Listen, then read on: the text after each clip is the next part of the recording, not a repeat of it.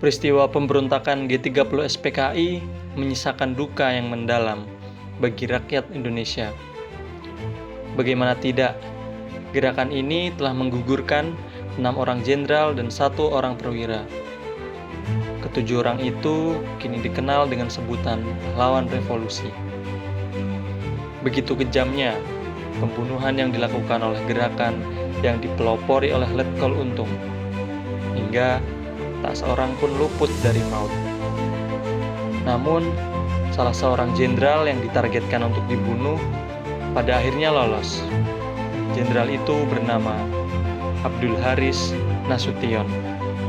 Abdul Haris Nasution atau yang kerap disapa Ah Nasution adalah seorang jenderal besar bintang 5 yang lahir di kota Napan, Tapanuli Selatan pada 3 Desember 1918.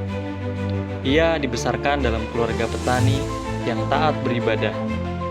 Ayahnya adalah seorang anggota syarikat Islam di kota Napan. Selepas SMA yang pada saat itu AMS, pada tahun 1938, beliau kemudian memasuki Akademi Militer. Namun terhenti di tahun 1942 karena masuknya tentara Jepang ke Indonesia. Tahun 1945, setelah kekalahan Jepang di Perang Pasifik, Indonesia memproklamasikan kemerdekaannya. Nasution kembali bergabung dengan para bekas tentara perjuang tanah air atau PETA yang kemudian mendirikan Badan Keamanan Rakyat yang akhirnya menjadi cikal bakal dari TNI. Karir militer Nasution kemudian menanjak. Di bulan Maret 1949, dia ditunjuk sebagai Panglima Divisi 3 Priangan. 2 bulan berselang, Presiden Soekarno melantiknya sebagai Panglima Divisi Siliwangi dan menjadi salah satu pemimpin pasukan ketika pecah peristiwa di Madiun. Belajar dari pengalamannya ketika memimpin Divisi Siliwangi, Nasution kemudian menulis gagasan dan metodenya mengenai taktik perang gerilya. Dari sinilah kemudian terbit buku terkenalnya yang berjudul Pokok-Pokok Gerilya yang telah diterjemahkan ke dalam berbagai bahasa asing dan menjadi buku wajib Akademi Militer di sejumlah negara, termasuk sekolah elit bagi militer dunia di West Point, Amerika Serikat. Pada 27 September 1949, Belanda mengakui kedaulatan Indonesia. Abdul Haris Nasution kemudian diangkat sebagai Kepala Staf Angkatan Darat (KSAD). Saat menjabat sebagai KSAD, Nasution bersama TB Simatupang, Kepala Staf Angkatan Perang Republik Indonesia, bermaksud mengadakan rekonstruksi dan reorganisasi angkatan bersenjata. Namun, rencana tersebut kemudian menimbulkan perpecahan di tubuh angkatan bersenjata. Nasution dan TB Simatupang didukung Perdana Menteri Wilopo dan Menteri Pertahanan Hamengkubuwono IX. Para penentang rekonstruksi dan reorganisasi ini mencari dukungan dari partai-partai oposisi di parlemen. Melihat hal tersebut, pada tanggal 17 Oktober 1952, Nasution dan Simatupang kemudian memobilisasi tentara untuk menunjukkan kekuatan serta menentang campur tangan sipil dalam urusan militer dan mengepung istana negara dengan mobil lapis baja. Dalam peristiwa tersebut, Nasution menuntut Presiden Soekarno untuk segera membubarkan Dewan Perwakilan Rakyat sementara karena politikus-politikus dianggap telah mencampuri urusan internal Angkatan Darat. Alih-alih didengar, Nasution malah diberhentikan dari KSAD oleh Soekarno. Selain itu, karena rasa tidak sukanya pada sikap Soekarno yang dekat dengan PKI, ia menjadi salah satu target utama yang akan diculik dan dilenyapkan pada peristiwa G30 SPKI pada tahun 1965. Namun saat itu ia berhasil melarikan diri dengan melompati jendela. Sayangnya, ia harus kehilangan putrinya, yaitu Ade Irma Nasution, dan ajudannya, yaitu Pierre Tendean. Pasukan yang menyebut diri mereka dengan gerakan 30 September mencoba untuk menyulik 7 perwira Angkatan Darat anti-komunis, termasuk Nasution. Letnan Dul Arif adalah orang yang memimpin pasukan untuk menangkap Nasution. Yang terdiri dari 4 truk dan 2 mobil militer berjalan menyusuri jalan Teuku Umar yang sepi pada pukul 4 pagi. Rumah Nasution di nomor 40, rumah sederhana dengan 1 lantai. Penjaga rumah di pos jaga luar melihat kendaraan yang datang, tetapi setelah melihat orang-orang itu tentara, dia tidak curiga dan tidak menelpon atasannya. Nasution dan istrinya terganggu oleh nyamuk dan terjaga. Mereka tidak mendengar para penjaga yang telah dikuasai. Tetapi Nyonya Nasution mendengar pintu dibuka dengan paksa. Dia bangkit dari tempat tidur untuk memeriksa dan membuka pintu kamar tidur. Dia melihat tentara Cakrabirawa dengan senjata siap menembak. Kemudian dia menutup pintu dan berteriak, memberitahu Aha Nasution. Nasution ingin melihatnya, dan ketika ia membuka pintu, tentara menembak ke arahnya. Kemudian dia melemparkan dirinya ke lantai, dan istrinya membanting dan mengunci pintu. Orang-orang di sisi lain mulai menghancurkan pintu bawah dan melepaskan tembakan-tembakan ke kamar tidur. Nyonya Nasution mendorong suaminya keluar melalui pintu lain dan menyusuri koridor ke pintu samping. Nasution berlari ke halaman rumahnya menuju dinding yang memisahkan halamannya. Dia ditemukan oleh tentara yang melihatnya, kemudian menembaknya, tetapi meleset.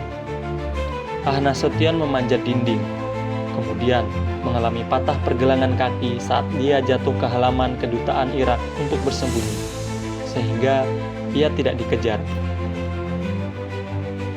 Ibu dan adik Nasution, Mardiah, juga tinggal di rumah dan berlari ke kamar tidur Nasution. Mardiah membawa putri Nasution yang berusia 5 tahun, Irma, di tempat tidurnya, memeluk erat anak itu dalam pelukannya dan mencoba lari ke tempat yang aman. Saat ia berlari, seorang kopral dari penjaga istana melepaskan tembakan ke arahnya melalui pintu. Irma tertembak dan menerima 3 peluru di punggungnya.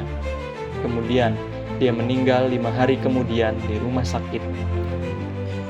Ajudan Nasution, Tendean, mengambil senjatanya dan lari dari rumah. Tetapi dia tertangkap dalam beberapa langkah. Dalam kegelapan, ia membuat kesalahan dan sudah berada di bawah todongan senjata. Dan akhirnya, Tendean pun ditangkap. Pasukan itu pun pergi dari rumah Nasution dan membawa Tendean pergi dengan mereka.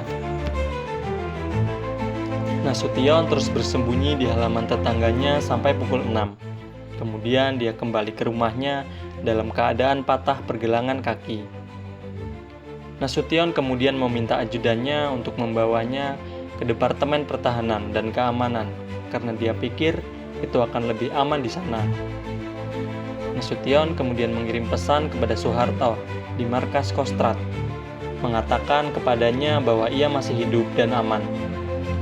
Setelah ia mengetahui bahwa Soeharto mengambil alih komando tentara, Nasution kemudian memerintahkan dia untuk mengambil langkah-langkah seperti mencari tahu keberadaan presiden dan menghubungi Panglima Angkatan Laut R.E. Marta Dinata, Komandan Korps Marinir R. Hartono, serta Kepala Kepolisian Sucipto Yudodiharjo, dan mengamankan Jakarta dengan menutup semua jalan yang mengarah ke sana.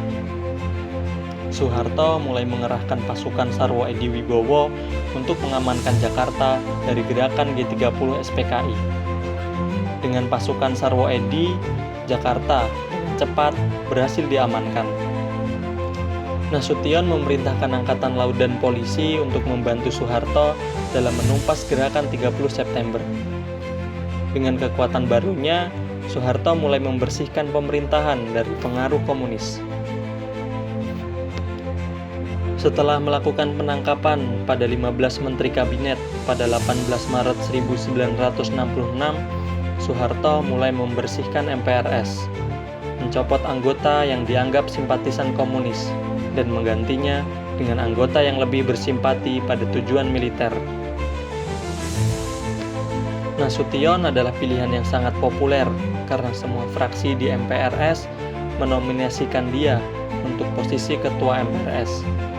Namun, Nasution menunggu sampai Soeharto menyatakan dukungannya untuk pencalonan sebelum menerima nominasi. Di bawah kepemimpinan Nasution, MPRS mengambil langkah-langkah seperti melarang paham Marxisme-Leninisme, mencabut keputusan Soekarno sebagai presiden seumur hidup, dan memerintahkan pemilihan legislatif yang akan diselenggarakan pada bulan Juli 1968. Sidang umum MPRS juga meningkatkan kekuasaan Soeharto dengan secara resmi memerintahkannya untuk merumuskan kabinet baru. Sebuah keputusan juga disahkan yang menyatakan bahwa jika presiden tidak mampu melaksanakan tugasnya, dia akan digantikan oleh pemegang supersemar, bukan wakil presiden. Pada bulan Februari 1967, DPR GR menyerukan sidang istimewa MPRS pada bulan Maret untuk mengganti Soekarno dengan Soeharto.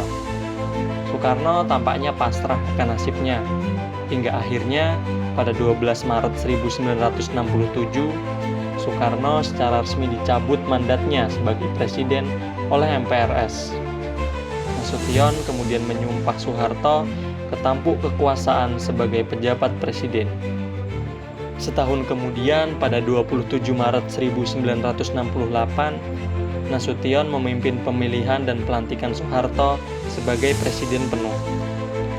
Meskipun bantuan dari Nasution memberinya kesempatan naik kekuasaan, Soeharto melihat Nasution sebagai saingan dan segera bekerja untuk menyingkirkannya dari kekuasaan. Pada tahun 1969, Nasution dilarang berbicara di Seskoat dan Akademi Militer.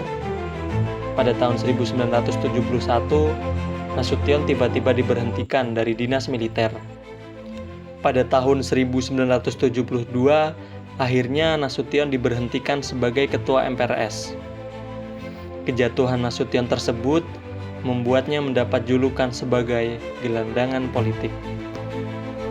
Setelah disingkirkan dari posisi kekuasaan, Nasution berkembang menjadi lawan politik Orde Baru. Pada akhir 70-an, rezim Soeharto telah berubah dari populer menjadi otoriter dan korup. Pada saat itu, banyak suara mulai terbuka, berbicara dan mengkritik rezim. Setelah pemilu legislatif tahun 77, di mana terdapat dugaan kecurangan pemilu yang dilakukan oleh Golkar, Nasution mengatakan bahwa ada krisis kepemimpinan pada masa Orde Baru. Namun, Nasution membantah telah mengkritik pemerintah. Dia lebih memilih untuk menyebutnya sebagai perbedaan pendapat. Akhirnya, pada Juli 1993, Soeharto mengundang Nasution ke Istana Presiden. Hal ini diikuti oleh pertemuan lain pada 18 Agustus 1993. Tidak ada pembicaraan tentang politik, tetapi jelas bahwa mereka berdua berusaha untuk melakukan rekonsiliasi terhadap perbedaan di antara mereka berdua. Dalam sebuah wawancara pada tahun 1995, Nasution mendorong upaya Indonesia untuk melakukan proses rekonsiliasi sehingga bangsa bisa bersatu di bawah kepemimpinan Soeharto. Pemerintah Republik Indonesia menganugerahi Nasution pangkat kehormatan menjadi Jenderal Besar TNI. Hal ini sebagaimana tertuang dalam Kepres nomor 46 ABRI 1997 pada tanggal 30 September 1997. Setelah 3 tahun dianugerahi gelar sebagai Jenderal Besar TNI, Jenderal Nasution akhirnya meninggal dunia pada 6 September 2000 di Jakarta. Nasution meninggal dunia karena sakit. Dengan video ini, kita mengingatkan kembali warisan luar biasa dari seorang tokoh yang tidak hanya sebagai pahlawan perang, tapi juga sebagai arsitek penting dalam sejarah bangsa. Jenderal Besar Nasution dengan kepemimpinan dan dedikasinya yang luar biasa memberikan inspirasi bagi kita semua untuk terus menghargai dan mempelajari nilai-nilai kepahlawanan, keberanian, dan keteguhan dalam menjaga persatuan dan kesatuan bangsa. Semoga warisan beliau tetap menginspirasi generasi-generasi mendatang untuk membangun masa depan yang lebih baik.